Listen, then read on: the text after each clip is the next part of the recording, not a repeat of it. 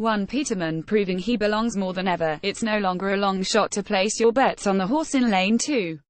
Ever since Sean McDermott announced that the QB position would be decided in an open competition, some may have forgotten that Nathan Peterman is a part of that group. Peterman had a notable rough outing last, but he seems to not care who knows his name or not, because he had a solid OTAs and minicamp. ESPN agrees. The 2017 fifth-round pick was an afterthought at best, after his 5-interception performance against the Chargers last, but Peterman should be considered a serious contender for the starting job in Buffalo. He has rotated daily with A.J. McCarron to lead the first-team offense, with rookie Josh Allen starting in minicamp to see periodic time with that group. Peterman has looked sharp, including Tuesday at minicamp, when he completed 10 of 13 passes in 11-on-11 drills and ended practice with a 2 count. The second-year quarterback will be looking to win the job, and prove naysayers wrong. But for now, it still is very much in the air on who will be kicking off for the Bills under center. 2. Brandon Beane discusses the Bills wide receivers. You look for names, said Brandon Beane. And to Beane, he understands that when looking for a name in the Bills wide receiver room, the only one that may stick out is Kelvin Benjamin, but on One Bills Live, he said he believes there are a lot of players who should be forgotten. You got a lot of guys, said Beane. We drafted a couple guys, and then Andre Holmes is a returner, Malachi Dupre was here for a year, Brandon Riley.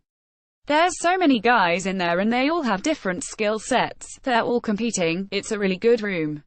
When Beane signed as the new general manager last offseason, he took on the challenge of building an offense that hasn't had a strong passing game in years. With the wide receiver room needing a touch-up, he had the task of finding players that fit, and this is how he looked at the challenge. You want diversity. You don't want all big guys, you don't want all fast guys, said Beane.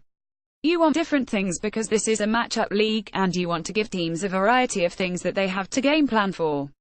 If you have no speed, then they're going to stack the box on Shady and those guys they aren't going to worry about. If you don't have any size, you're going to get hurt when you get down to the red zone. Along with the hiring of Brian Daboll to lead the new offense and the group of receivers, the Bills also hired a new wide receiver coach. With him comes decades of experience in the NFL, including having worked with some of the game's top receivers. We added Terry Robiskie on staff this year, said Beane. I think Terry has brought a really good father, leadership, mentor feel. He was just an OC, you know. So, HE's taking a step down. There's a lot of veteran experience that he brings.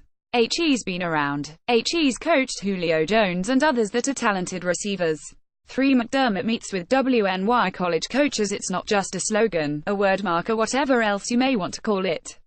Terry and Kim Pegula may have started the phrase One Buffalo, but Sean McDermott is continuing the tradition.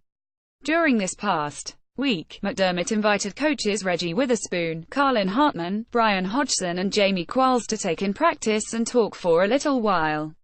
This is what Witherspoon, the head coach of the Canisius Golden Griffs men's basketball, told the Buffalo News afterwards. I absolutely did pick up some tips, Witherspoon said afterward. The pace of it, the rhythm of it, the tempo of how fast it moved and how guys got from place to place.